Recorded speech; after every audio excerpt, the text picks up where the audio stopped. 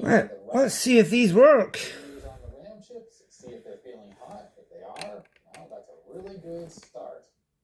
Start with a sound chip. It doesn't fit very well. I'll have to hold it down. Bent pins. We'll see. I think when I tested it, I used a really weak power supply. It wasn't my beefy 3 amp 5. That passed. And it was laying on its side under the ROC. Now this crusty 6821. That passed. From day one, but if you didn't, you know what to do. Now the 374. Also, I want to thank my patrons. Their names are scrolling up. And that passed. They get early access to And behind the scenes stuff, things like that. I just tested those two as well, and those two pass. And I think that's going to be it. I Stay safe, and I will see you next time. can't test that 8279 with this, but I can test it in the Mini Pro. And I'm confident it'll work anyway, so parts harvested for the board. It all passes. Nice pile of salvage parts, and they all test good. So all I'm missing now is the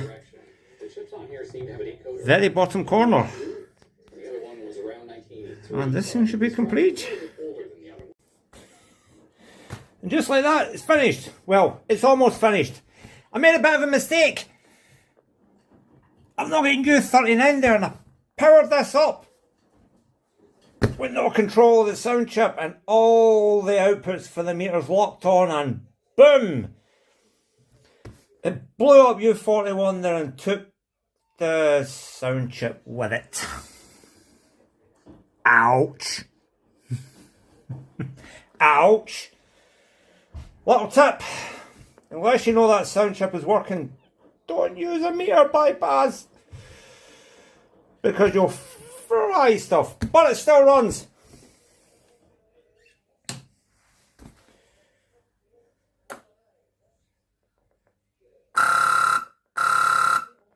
Hey.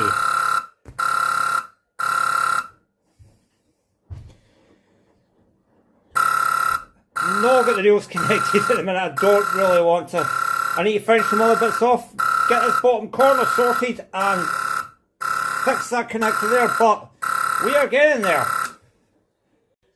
Right, so I've just discovered an epic fail by Maygay, a bit of a massive oversight when they were manufacturing these Maygays. If you look at the schematic, the stepper motor connector has a 12-volt line going out both pins 1 and 20.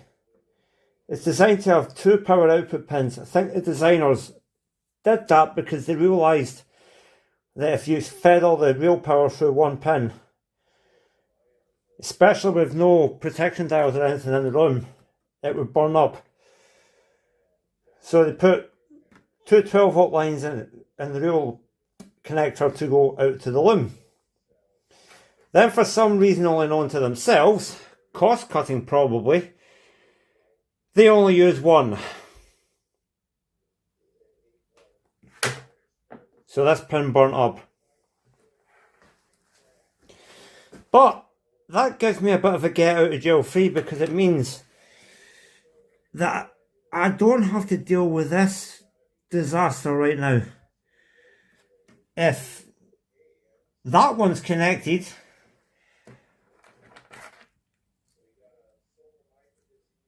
at least for testing, I can just swap the lead around. So I'll swap that lead to here, and we'll see how it behaves. Right, I've moved that down to there. Let's see what happens.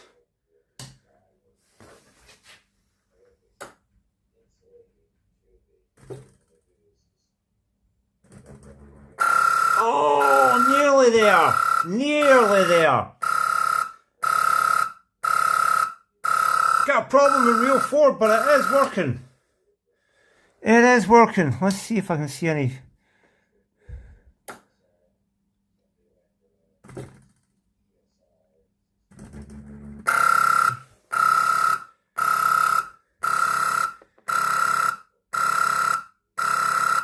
it's gonna be one of these traces isn't quite making. It's not quite making it over to here.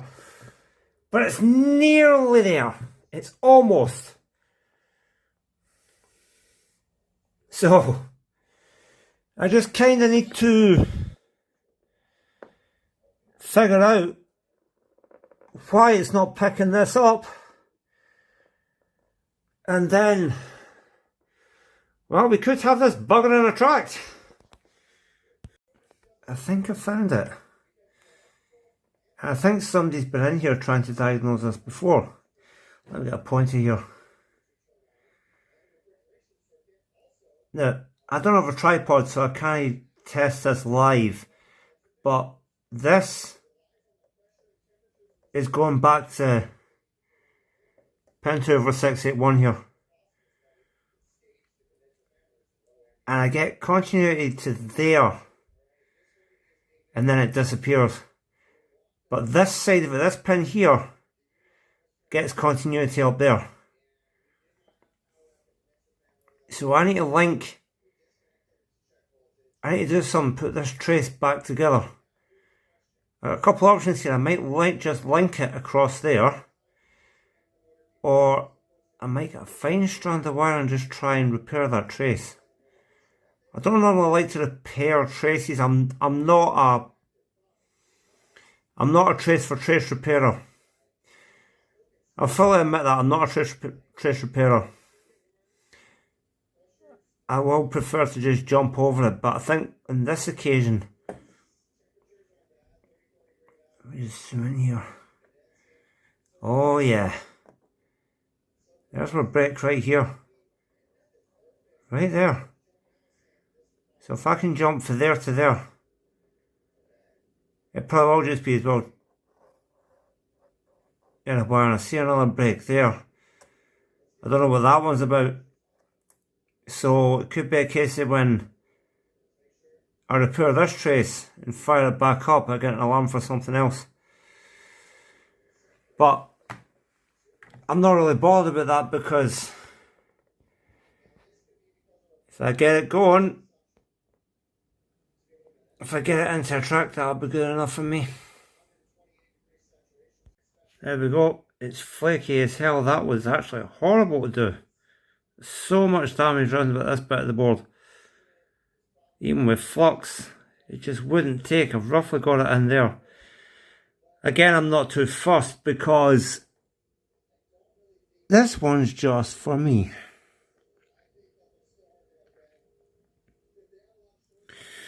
So let's see what happens.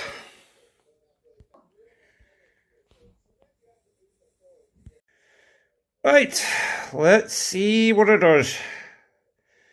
Crappy wire link, no sound chip, damage everywhere.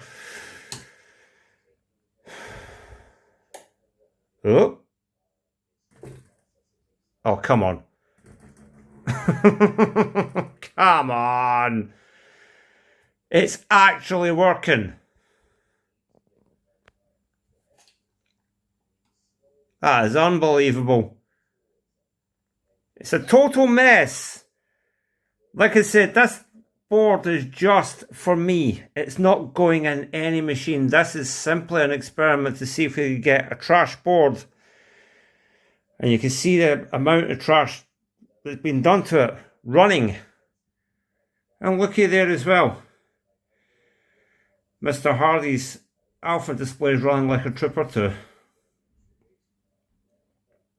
So obviously I cannot play it, because all this is missing. And then that U39 is missing still there, so I can't get meters, and then that's missing there, so I can't get meters of coins. But somebody's sending me these two chips here, so I should be able to play it and test, hopefully. Providing nothing else is wrong. I mean, the thing's destroyed. But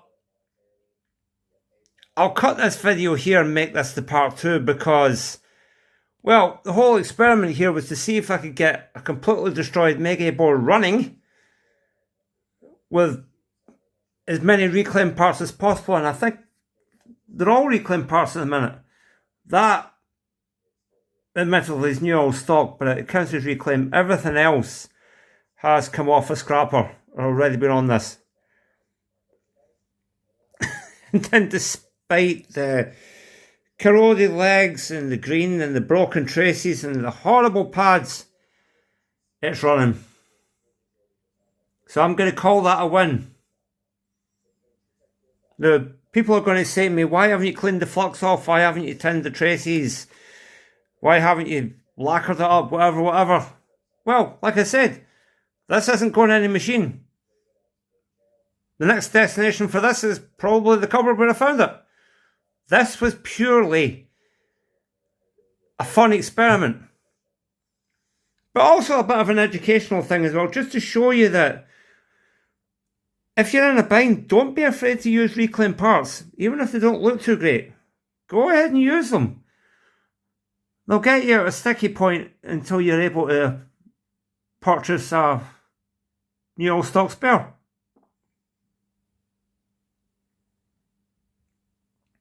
So,